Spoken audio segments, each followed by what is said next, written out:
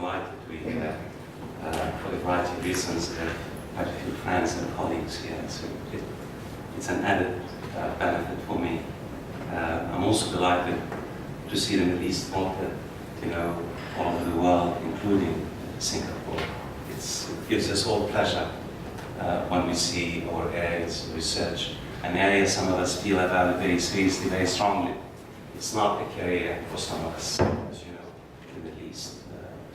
We feel very strongly about this part of the world, and that's why coming to Singapore to talk about the Middle East is really quite something. So thank you, Mike, and the team, all of you, and the university and the institute for making this a possibility for all of us.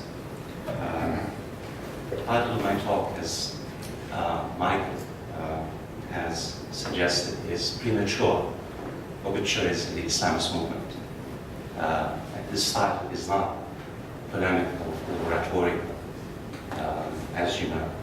Since the ouster of Mohamed Morsi, the Muslim Brotherhood president, in the summer of 2015, I think Arab commentators, Egyptian commentators, scholars, opinion makers, and I'm talking about an internalist narrative, has already panned the obituary or the obituaries of the Islamist movement.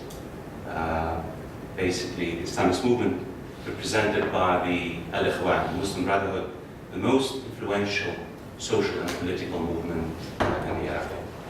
If you read the newspapers, the commentaries in Egypt, throughout the Arab world, with the exception of Al Jazeera and its Qatari sisters, the dominant narrative is that the Islamist movement is gone. And I want to basically flesh out this internalist argument that's been put on the table by Arab opinion makers, Egyptian opinion makers, to see whether this argument makes sense, and through this particular argument, to bring history and sociology and comparative analysis and see where we're going with this particular topic. Professor Saadetdin Ibrahim, some of you know Saadetdin Ibrahim, is a very leading, prominent sociologist, has really summarized the broad contours of this argument, that is, the Islamist movement is that. And I want to just put on the table a simplistic summary of this particular argument. The Islamist movement, Saadetdin Ibrahim says, has committed collective political suicide by challenging not only the will of the Egyptian people, but also the military-led government and basically the roadmap set up by the military government. And he says it will take the Islamist movement a quarter of a century to recover a faith. And this is basically, this particular argument has really become widespread throughout the region. Another variant of this particular argument of why the Islamist movement has been fatally injured is that the Islamist movement uses violence and terrorism in order to basically achieve its own purposes. The argument is, yes, the Islamist movement and the Muslim Brotherhood renounced violence at the end of the 1960s, but in fact they use violence in a very instrumental and strategic manner in order to achieve their strategic goals and purposes. And again, Saadetdin Ibrahim and a host of Egyptian and Arab commentators and opinion makers say, look, there is an implicit alliance between the Islamist movement and Al-Qaeda-linked groups like Ansar Bayt al-Muqaddas, a small jihadist factions in the Sinai Peninsula that has spread into various parts of Egypt, including Cairo. Another variant of this particular argument of why the Islamist movement has been fatally injured is that the Islamist movement is intrinsically hostile to ad-Dawla al-Wataniyya, the post-colonial state, the national state. That is, again, most Egyptian commentators, opinion makers, Arab scholars argue that there is basically an intrinsic antipathy, enmity on the part of the Islamist movement against the so-called the post-colonial or the ad-Dawla al-Wataniyya. And this as you all know, goes back to the mid-1950s as a result of the violent clash between the secular Arab nationalists and the Islamists starting in 1954. And this particular clash, some of you students who probably don't know much about the dynamics and complexity of this particular clash, it lasted really throughout the 1950s and 1960s. And this titanic clash has basically left deep scars on Arab body politic and the imagination of the Islamist movement. And the argument goes is that, in fact, the Islamists throughout, even though they say they have basically no longer really have any kind of vendetta against Abdel al-Watani, the national state, they did that time, they waited for the right opportunity to seize the moment and basically exact vengeance against Abdel al-Watani. And the argument, again, flesh out the argument, is this is not about just basic differences between the Islamist movement and the nationalists. This is basically about imposing a different worldview, a different social agenda. That the Islamists have done everything in their power to infiltrate the institutions of the Dawla al-Wataniya, in particular the security and the military institutions, to change the judiciary, to basically Islamicize the state institutions, and impose an Islamist worldview on Dawla al-Wataniya, the national state. And this particular argument really resonates deeply in Egypt and neighboring states, in particular in the last 1 year or so. That this is basically a struggle about the identity, hawiyat ad-dawla, the identity of the state. What kind of state? The role of the sacred and the political. And we're not talking about, the 1950s and 60s, Arab nationalism or Islamism. We're talking about the deep, the many layers of nationalism that Egyptians, as you all know, subscribe to. So the argument, Saladin Ibrahim and others argues that the Islamist movement not only has exposed itself to the fact that it does not really have any original ideas, it does not really have any managerial skills, it does not have any kind of competent leadership, it does not have any kind of assets in order to manage and govern the state. The Islamist movement has exposed itself to be basically a threat to the very, identity of Dawla al-Wataniya and its institutions, represented by the judiciary and the security apparatus. They focus on a particular, you know how it is in the debates, on a particular anecdote or anecdotes. They say, look what the former al-Murshid, the supreme leader Mohamed ElNaggar, said when he was asked about, the relationship between Dawla al-Wataniya and the sacred, the Islamist movement. Atif, as you know, some of you know, in one of his television interviews, when he was asked about which is really close to his heart, an Egyptian Watani or a Malaysian Islamist. And he says, he used the word in Egyptian, he says, Tuz bi Mosr. Tuz bi Mosr. To hell was, this is a very crude word in Egyptian and Arabic, is that the hell was Egypt, or Egypt my ass. Sorry to use this. To reflect a particular mindset, a particular worldview. He said he feels closer to a Malaysian Islamist than Egyptian secularist or liberal.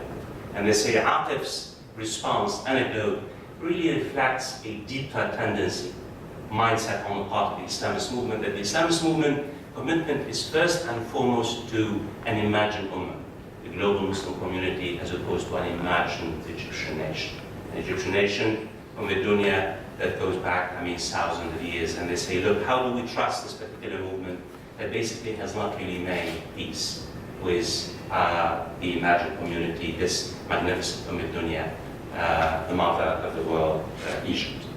And I think, as I said, on the whole, this particular narrative, dominant narrative, is resonate with a large group of opinion makers, scholars, And I'm really surprised. For a person, I spend a lot of time in Egypt. I really do. I mean, this is a country I've spent years. I go almost every month to Egypt. I am really surprised by the widespread belief in this particular idea, not just among a tiny, small elite, but also in particular among the middle class and lower middle class, pious middle class. I had never imagined that a large segment of a lower middle class and middle class Egyptian would really come to believe in this particular narrative or thesis, basically trafficked by the opinion makers in Egypt. It's really widespread. The same people who voted for the Muslim Brotherhood, the same people who believed that the Islamists were different, that the Islamists basically were pure, were not corruptible, Ahl al-Khair, the people, I mean, decent people. They are part of, you know, the religious, sacred imagination. Now, view the Islamists and the Muslim Brotherhood as a fifth column, a column that cannot be trusted, that drives a wedge between Egyptians and the various their institutions, in particular the military, and as you know, Egyptians have a very special relationship with the military for a variety of reasons. Before we examine the logic and coherence of this particular narrative that really resonates among a large group of opinion makers and also the public, I think, and I'm talking about an internalist, please remember, I'm not talking about an externalist narrative. Let's look at the externalist narrative and see, because it's only by comparing the internalist and the externalist narratives that we can make sense of what has happened within the Islamist movement itself and where we are with Egypt and the Arab countries are going. I mean, I think it would be good for us to go back to the aftermath of the popular Arab uprisings and see what the dominant narrative among Western scholars, many of my colleagues who really are top scholars on the Islamist movement. What was the dominant narrative about the Islamist movement? And I am simplifying when I say the Islamist movement, I'm talking about the Islamist movements as opposed to what? The dominant narrative in very simplistic form was that the Islamists would take ownership of the Arab Spring uprisings. That the Islamists were unstoppable. The Islamists were will basically dominate the Arab landscape for the next decade or so. Why? And I think they were correct on the whole. They were the most organized and institutionalized. They had a very potent local machine, a machine that would deliver the vote. The Islamists were organized, a very tight-knit network. They had built networks, ties that bind, capacity in terms of local politics that basically they have proven time and again that the Islamists could deliver when it comes to the vote. And the dominant, I think, narrative, again, among policymakers and scholars, though for different reasons, is that this is an Islamist moment par excellence.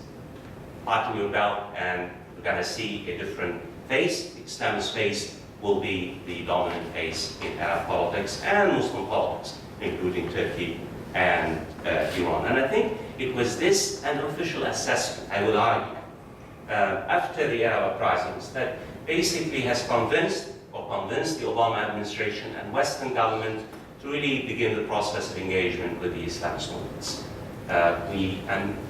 In Egypt and the Arab world, there's this conspiracy somehow that the Obama administration really empowered the Islamists. And somehow, if it was not for America, the Islamists would not have done as well as they did in the ballot box. But I will argue, in fact, the Obama administration and Western government, as we all think we know, I think made the assessment that the Islamists were here to stay. The Islamists would win elections, and thus we have no choice. What else? What choices do we have? Strategic choices. And thus, the United States and Western powers made a strategic decision to begin the process of engagement with the Islamists, in particular, Al-Nahda in Tunisia, and Al-Adala in Morocco, and the Muslim Al-Ikhwan in Egypt and Jordan and other places. And it's not just the Western powers. I think some regional powers, including Turkey and Qatar, also have made a decision that they decided to jump on the winning horse, on the bandwagon of the Islamists, because the Islamists was seen as the winning horse in the Arab world. Yet, 2 years later, now some of us are penning the obituaries of the Islamist movement. The question for us, for all of us, how do we make sense of this analytical confusion? How do we make sense of what has happened and what's happening? What's the most effective means, conceptually and empirically, to understand the Islamist movement, where it was, where it is, and where it's going? And here I want to try my best to put some ideas on the table, and I hope you shoot them down, and I'm sure you will. To just give you I've spent a lot of time working on the Islamist movement, both Arab nationalism and Islamist, and I've done regular research. I know a bit about the dynamics and the complexities and the internal workings of the Islamists. I think the first point I would like to make, and we all know this particular point, I think this is a revolutionary moment unfolding before our eyes. I think we have eaten our words many times over in the last 3 years. We most have, as historians and social scientists, I think we try to predict or even speculate at our own peril, as you know. And some of us do more speculation than others, and make more mistakes and blunders in the process. What I'm trying to say, there's a great deal of dust. And I think some of us are blinded by the extent of the dust. I mean, this process of transition is going to take at least a decade, given, and I would be delighted to try to answer any questions about why this process of transition is very complex and will take many years for the dust to settle. And I think I would argue that the dominant features of Arab politics, as many of you know, will be contentious politics, unruly politics, collective actions. What we are seeing in Egypt, in Tunisia, in Morocco, in Yemen, in Lebanon, in Syria, in Bahrain, in Libya, even in Turkey and Iran, we're seeing, fierce social and political struggles. Fierce social and political struggles by leading social and political movements. The struggle is not over yet. As the Americans say, it ain't over yet. This is the beginning of the titanic clash between social and political movements. And what's happening in Egypt is and this particular, if I can summarize, as I mentioned, it's about Hawiyat al-Dawla al-Watani, the identity of the state. This is what the struggle is all about. When we say the Tunisians are fighting over the constitution, or the Egyptians are fighting over they're fighting really what kind of a state, what kind of the identity of the state itself. The second point I want to say is that, and come back to comparative social history and historical sociology, to see whether we can make sense of the notion that somehow the Islamist movement is fatally injured and will never recover in a quarter of a century. Let's go back to the early phase of the clash between the Islamist movement and the secular Arab nationalist movement. As you know, Gamal Abdel Nasser, between 1954 and 1970, he made it a strategic goal of Gamal Abdel Nasser in Egypt was to break the backbone of the Islamist movement. Between 1954 and 1970, Gamal Abdel Nasser incarcerated tens of thousands of Islamists, invested considerable ideological and material resources in trying to basically tip the balance of power in favor of his Arab nationalist project, and to undermine, to defeat, and cleanse Egypt of the Islamist current. In fact, I'm writing a biography about Gamal Abdel Nasser and Sayyid Qutb, and I discovered just in the last 2 years that it was Gamal Abdel Nasser personally who tipped the balance in whether to send Sayyid Qutb to the gallows in 1965. His chief of staff, Samir, he told me that Gamal Abdel Nasser believed that only by killing Nasser, he basically would deliver a harder blow, killing Sayyid Qutb, he would deliver a fatal blow to the Islamist movement. It was himself, Gamal Abdel Nasser, within the Revolutionary Council, decided to send Sayyid Qutb being the master theorist of the revolutionary Islamist movement, because Gamal Abdel Nasser believed that by killing the master theorist of the Islamist movement, basically he would tip the balance of power against the Islamist movement once and for all. 1954, 1970. Look what has happened what Gamal Abdel Nasser did. In fact, not only Gamal Abdel Nasser failed to destroy the Islamist movement, the prison years, 1954, 1970, played a key role in the renewal of the Islamist movement, in creating a particular sensibility among Islamists, nourishing a sentiment about victimhood and persecution and anti-Islam tendency, in basically creating, triggering what I call a takfiri current in the prison.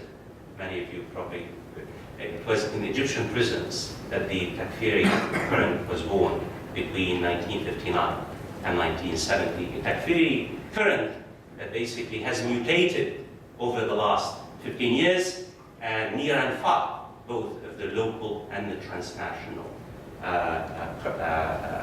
characters, both against the near enemy and the far enemy. In fact, what this particular period, one of the lessons many of us who work on this particular moment in contemporary Arab history is that the Islamist movement, this idea of victimhood and persecution, as a result of this particular sense, it has developed what we call an internal asabiyya. An internal asabiyya, that really the Islamist movement is more of a tribal fiefdom, this collective tribal group, loyal. Only by understanding the internal dynamics of the movement, how it's structured, the ties that bind. They marry from one another, they do business with one another. Literally, it's a self-enclosed movement that has not been able to, despite everything that Gamal Abdel Nasser did in order to infiltrate, penetrate, splinter the movement itself, he failed to do so because of the internal dynamics of the movement itself. This tells us too about the resilience of the movement, the social resilience of the movement over the years. In fact, far from, weakening the movement itself, has proven to be extremely resilient to any kind of external attacks to penetrate it and infiltrate it and splinter it into various elements. The social base, remember, I'm talking about the social base, again, respectively. We estimate based on what we know, and what we know very little in terms of real facts. The social base of the Islamist movement across the board is between 18 and 22%, give and take. Social base, the solid, and this particular base is rock solid. 18, 22%, and we'll talk about why and in this particular sense, my argument is that if Gamal Abdel Nasser, some of you know, what Gamal Abdel Nasser stood for in terms of al-mashru'iyya siyasiyya, legitimation and charisma, and he had an ideological, at least, argument. If Gamal Abdel Nasser had failed to destroy the Islamist movement, I doubt very much, with all my respect to the Mushir, Abdel Fattah al-Sisi would be able to do better than Gamal Abdel Nasser, despite the fact that they were trying to build al-Mushir, Abdel Fattah al-Sisi, into something like Gamal Abdel Nasser. My take is that I don't think, for not only because, Egypt of the 1950s and 1960s is dramatically, qualitatively different from Egypt of 2011, 12, 13, 14, 20. In the 1950s, in terms of median income, some of you, Egypt was on the same equal level to South Korea. The prospect Egypt could have been the Japan of the Middle East in terms of economic development. In terms of an ideological narrative, Egypt, Gamal Abdel Nasser, regardless of what we think of his authoritarians, he had an ideological narrative that resonated with millions of Egyptians and Arabs. Engaged in a major ambitious project to transform Egyptian society and Arab societies. On multiple levels, Egypt in the 1950s and 1960s was equipped to take off. Of course, we can talk about why Egypt today is a broken country, literally broken. Socially, economically, and institutionally. Again, we don't have the time to talk about the numbers. The numbers are staggering. The challenge is structural crisis. Severe political crisis. 40%, 43%, 43.5% of Egyptians live either in poverty or below the poverty line. Nothing works in Egypt. Literally nothing. Spacing in terms of water, in terms of bread and butter. Structural, economic, and social crisis. How could, Abdel Fattah al-Sisi or any new Gamal Abdel Nasser deliver, even take on an Islamist movement and try to deal with the structural, economic, and social problems in Egypt. And what the strategy of the Muslim Brotherhood is to basically, again, the Muslim Brotherhood is trying to, it's time to engage in a risk-gain collective action, trying to make the costs very high, political costs and social and economic costs, because they are gambling on the fact that Egypt's military-led government will not be able to deliver the goods, will not be able to, since, you have, a severe political crisis. How could, Abdel Fattah Sisi and the generals basically deliver the goods and services? The $12.9 billion that was provided to Egypt by Saudi Arabia, United Arab Emirates, and Kuwait have lasted only for 6 months. It's a sinkhole. Where are the millions that need to come in order to really provide, forget about jobs, bread and butter. In this particular sense, I think if you look at the strategy of the Islamist movement and the Muslim Brotherhood, they're engaged in terms of protest and in terms of the collective action, contentious politics. They want to continue, they want to make the costs for the military-led government as high as possible, and basically deny legitimacy to the roadmap and the existing order. They are targeting the symbols of the security forces. They are relying on the university generation of students, male and female, to continue, the process of collective action, contentious politics. And also, I think they are trying to build a coalition with other social groups that feel basically that Egypt is traveling the wrong way. That Egypt basically there has been a major regression in political freedoms and rights in Egypt. As you know, you have now in Egypt between 20 and 22 people who are political prisoners just in the last 9 months. 22,000 prisoners. Again, higher. The numbers are larger than during Gamal and Nasser at the height of the confrontation between the Islamist movement and the secular Arab nationalists. The big point, Michael asked me, can we plan, could we plan, shall we plan? I think my big point is that the social base, the strong social base, the 20% of the space will unlikely to basically either shift or waver. And in fact, because for a variety of reasons. And in this particular sense, if the military government fails to deliver the goods, fails to basically carry out its pledges and promises, could easily, imagine a scenario whereby the Islamist movement recover very quickly, far from the 15 years, probably 1 or 2 years. What's really alarming to forget about the Islamist movement is that the revolutionary forces that played a key role to really calling on the military to return and oust Mubarak now are extremely restive and angry at the repression, the heavy-handed security tactics by the military and the security apparatus. Again, as you all know, we think there are hundreds, not just dozens, of secular, nationalist, and revolutionary young men and women are in prisons. And I think I would not be surprised, given where Egypt is today, and given the extent of contentious politics, to see a third revolutionary wave in the foreseeable future.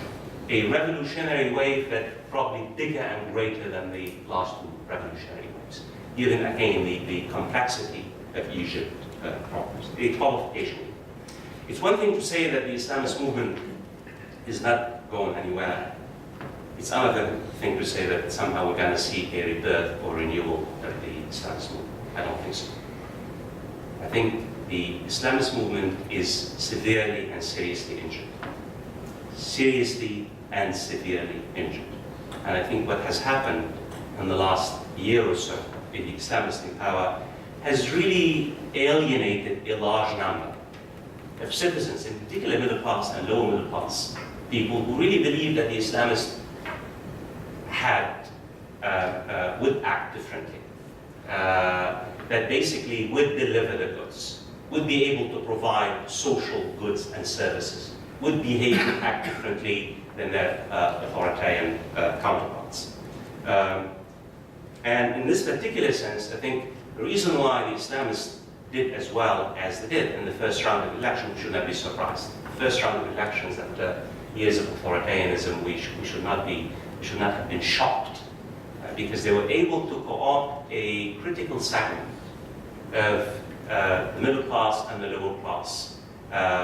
So yes, they did as well as they did, 42%, 44%, because they were able to co-opt more than 20% of the middle class and the lower middle class, because they promised them both heavenly and earthly goods and services, in the sense of not just Islam, who had Islam as a solution, will be able to provide you with jobs and services and what have you. And I think a year in power, even though we know that the Muslim Brotherhood never controlled the so-called deep states in terms of either the military or the security forces or the judiciary, the Islamists really, in a nutshell, did not really provide any alternative social agenda or even any original ideas for this matter. That is, they were shown to be, to have really bankrupt.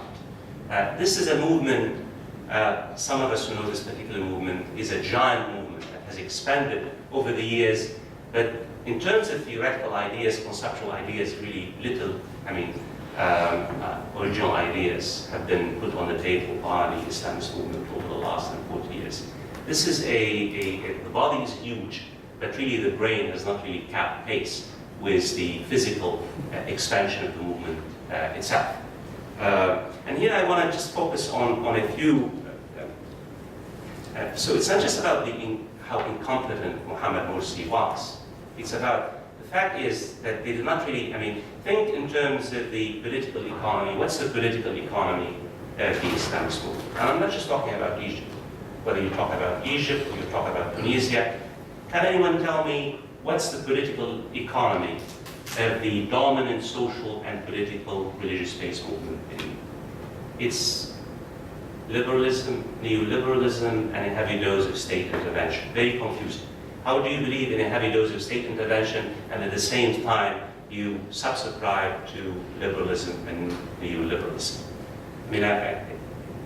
The reason why they subscribe to, because they want state intervention, because they want the state to really play kind of a welfare role in society, but deep down they believe that basically the market has a magical hand, that the market would deliver, that the market is, in a nutshell, I call the Islamists the new capitalists.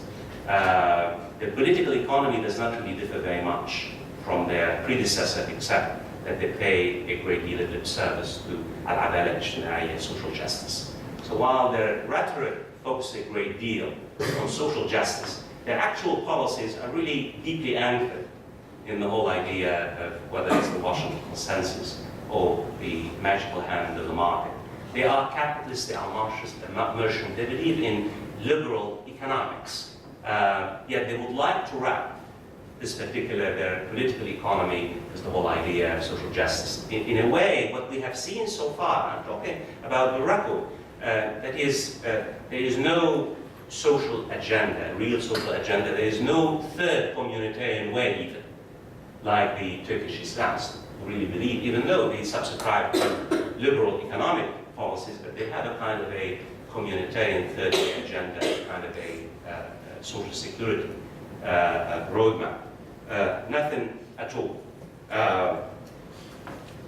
International relations.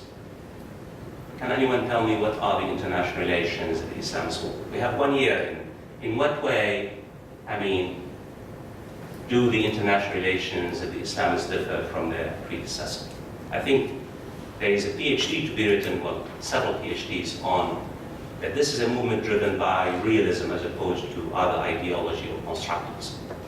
Even though they take identity much more seriously, their counterparts, that is, the foreign policies, the international relations of the Islamist movement, whether it's the Muslim Brotherhood or al-Nahda, this is a realist statist, that pragmatism, modern, I'm not saying it's bad or good, but in the sense, for an Egyptian I mean, think of how far the Muslim Brotherhood go in trying to convince the Americans that we will respect our diplomatic treaties, we will respect Camp David, we will not be reckless, we will not be. I mean, think of how Rashid Ghannouchi, when he went on a lecturing circuit in Washington, the institute that he went to, the messages that he sent, the reassurances about that Islamists are pragmatic, Islamists understand world politics, that Islamists are realists. What I'm trying to say, whether in political economy or the international relations of the Islamists are really quite similar to their predecessors. There is nothing there. They do not even articulate, even though the rhetoric. In fact, what's really fascinating about the Islamists, how quickly, how swiftly have been able to distance themselves from past ideological positions, whether in terms of international relations. And this tells us a great deal how far the Islamists have mellowed in international relations. Politically, and a great deal of, I mean, think how the Islamists, again, we have to take into account that the Islamists really were never in charge of state institutions. They were not allowed to. I mean, if you talk to, and they say, look, how do you blame? We have never been able to exercise power. But think of what the Islamist agenda domestically. I think in many ways, whether you're talking about al-Nahda or the Muslim Brotherhood or others, they really did not behave much differently from their Arab nationalist counterpart. This was, it's not just a struggle over the identity of the state. This was sira' al-sultan. It's a struggle for power. And this is whether you're talking about the Arab nationalists, whether al-Qawmiyyun al-Arab, the Arab nationalists, the Nasser varieties, or the Ba'athists. They were obsessed with the state. The state, they fought the state by capturing the state would be basically the end of the story. They would be able to embed themselves, to use the state in ways to carry out their other political and social designs. And the Islamists, in many ways, this notion of obsession, instead of saying, you know, what is the worldview, what's the roadmap, how do we use the state, or what's our social and political designs, visions, no such thing whatsoever. The Islamists, I mean, from the moment they gained power, their key goal was to embed themselves in state institutions, to really, basically, and their supporters, and that's fine, but no original ideas, no, skills, no ability to really manage the structural problems that most Arab countries really have. But here I want to just make a qualification and say, I hope that what I'm saying does not really give you the wrong idea about somehow I'm trying to say that the Islamist movement is really basically frozen in time and space. That's not what I'm trying to say. The Islamist movement or movements have come a long way. They have traveled a long journey. But in terms of, if you think of having a worldview, there has been no theoretical and empirical and conceptual really debates about the morning after. Every time we used to ask the Islamist top leaders, what's your agenda? Why did you ask us now? Give us, when we reach power, then we can think about this. I mean, Morsi said, give me 90 days and I will have a Mahdi. I mean, this is the way you think. He's going to have a Mahdi on 90 days in power. Renaissance. So we'll give you 90 years, probably. That's more likely. But this is the way you think. I mean, a political leader, he wants to basically trigger a renaissance. The idea is that somehow, because who we are, because somehow God is on our side, the sacred would come to our rescue, and it's all would work itself out. This is how the Islamist movement has come a long way. And here I want, in the sense really, and I want to simplify a great deal by saying, if there's one lesson we have learned about the Islamist movement from 1970s till now, that is after they were released from prison by Nasser, is that it has become less ideologically rigid. That the Islamist movement has mellowed, not just in terms of international relations and in terms of foreign policy, but I think this is a movement that it's no longer really ideologically wedded to the idea of Quranic-based states, the role of Sharia in society, I think what we have witnessed is a shift, a qualitative shift from Islamic states to civil Islam. The will of the people, sovereignty of the people as opposed to sovereignty of God.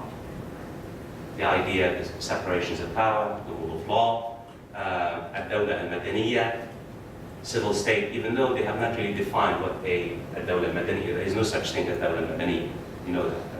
But there is quite, as you know, in Arab discourse, there's the idea of al-Maniyya is a very problematic notion, secular state. So they try to manipulate the notion of Dawla al-Madaniyya as opposed to a secular state. But the idea is they were reaching that particular stage. That the whole idea of a Quranic-based state, the sovereignty of God concepts, I think they have basically given up on this particular concept. A major shift. More and more the Islamists, the rank and file of the Islamist movement basically shifting to the notion of a civil society, kind of the ballot box. And yet, there is no kind of discussion about really what does this civil state entails in terms of governance, in terms of the relationship, liberties, freedoms, woman, man, and what have you. The second, I think, is that the Islamist movement have become more and more Islamist parties, Islamist movement more service-oriented parties, as opposed to really religious-based parties. And I think they have followed in the footsteps of their Turkish counterparts, deliver the goods. The whole idea is that the economy. It is, we deliver services, and we build coalitions, and we win elections. And this is, in a way, the Islamists are really being transformed by this secularization process. Whether they like it or not, the Islamists are being engaged in this particular. I mean, the Islamist movement is being secularized, whether they like it or not. This is a historical process. The difficulty here, the reason why the Arab Islamists have not been able to deliver the goods in a similar way to what their Turkish counterparts, there is no process of accumulation and institutionalization in the Arab world. I mean, the Turkish state, remember this is a state, you have a process of accumulation, institutionalization, almost 5 decades. You have a process of local government. If you look at the Turkish Islamists, they engage in local government before they reach the national level. They deliver the goods in terms of towns and cities. The Arab Islamists, I mean, there's nothing there. So in this particular sense, it's fine to be transformed from one particular ideological frame to another. How do you deliver the goods if you don't really have a productive base? How do you if you don't have the managerial skills, experience, encounters in governments, many layers and this is really what Mursi, not to mention, I didn't say much about Mursi. I mean, it's a very humble man indeed. Truly a humble man in every sense of the word. He didn't have the leadership, he didn't have the charisma, he didn't have the, McCain. That's what Egyptian look at him. He really is. Of course, we know where the power broke was behind, the throne. It was Khayat al-Shatir and his team. Khayat al-Shatir, who was also the architect of the neoliberal political economy of the Islamists. Khayat al-Shatir became the darling of the conservative, many of the conservative US senators who visited Egypt immediately after Truly. They fell in love with Khayat al-Shatir.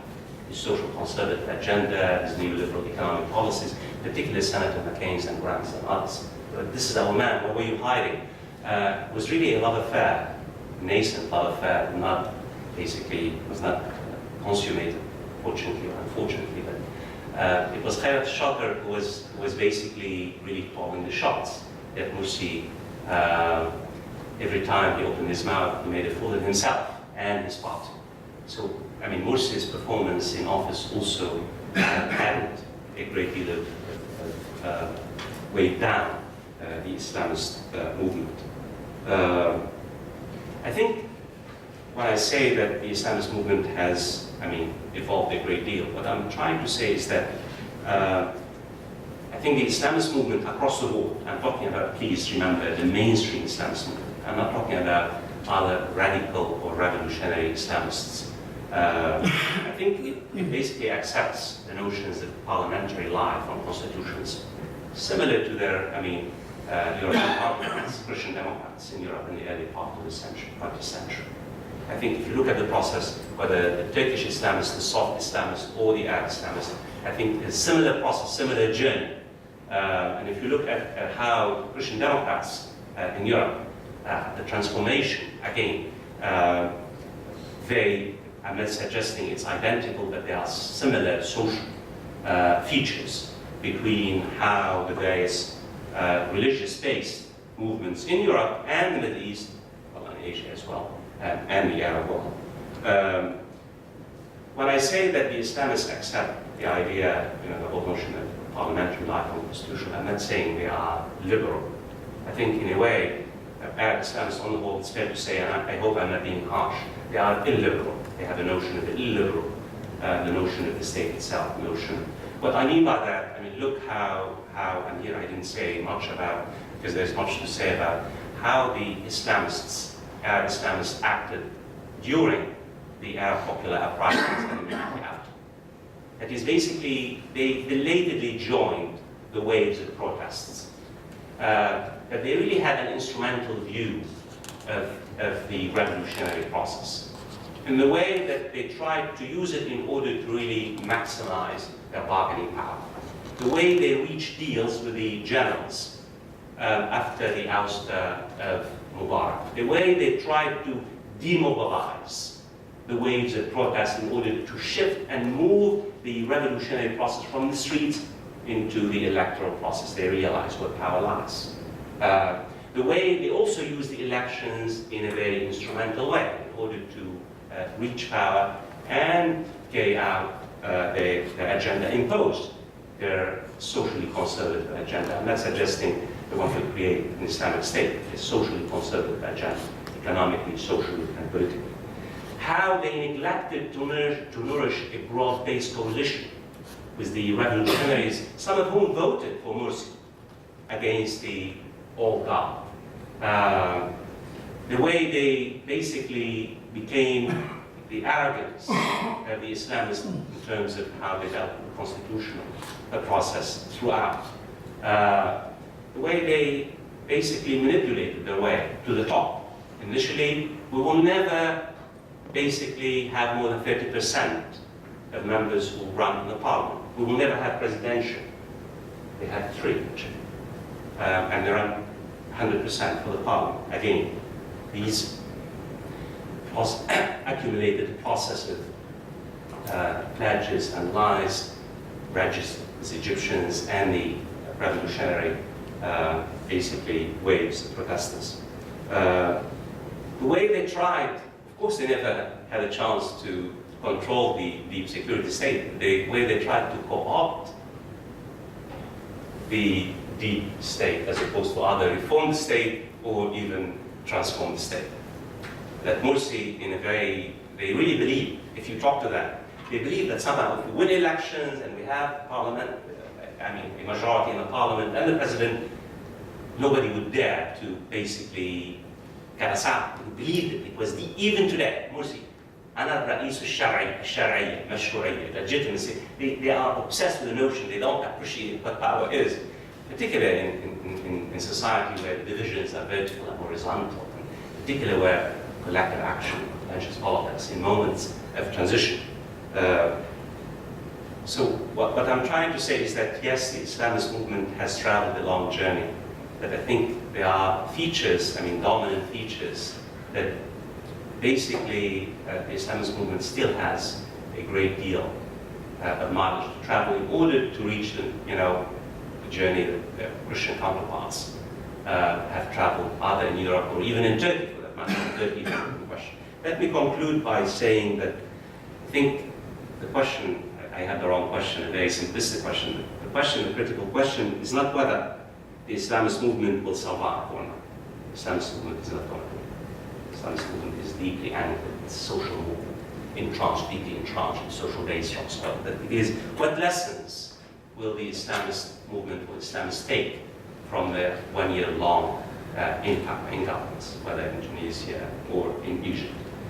Will it engage in self-criticism and reform itself, or will it really stress survival over reformation as it has done in the past? In the past, the Islamist movement, the various, whether you look at the 1940s, the first Al-Nakba, when al-Banna was assassinated in 1949, or 1954, or 1966, I think the strategic goal of the Islamist movement has been survival, as opposed to really kind of transform the movement itself and offer a kind of a social roadmap for society. I interview, and I have empathy for many of the Islamist voices. I think what I get from them is that they live in denial. That really is. They bury their heads in the sands. There's a term in Arabic called al-mukabara. They believe it's all a conspiracy. It's all a conspiracy hatched by the West and the United States. This is that somehow they hardly made any mistakes. I mean, of course, it's too early to because it's very painful. In particular, when you are persecuted or hunted down, when you are, on a daily basis. One thing has changed, two things have happened, and I think gives me hope about the Islamist movement. First is that this is the first time in history, in the modern movement, 1928 to the present, that the Islamists are openly engaged in collective action in contentious politics on the open. Every day, since, this is the first time. I think this particular experience is bound to basically leave its imprint, to affect, the social base of the movement. The first time. They have now to come to terms with the realities of the society. Begin the process building coalitions. Repair the damaged bridges with the various revolutionary waves of protests. And another point that I think this will likely have a major impact is that for the first time now,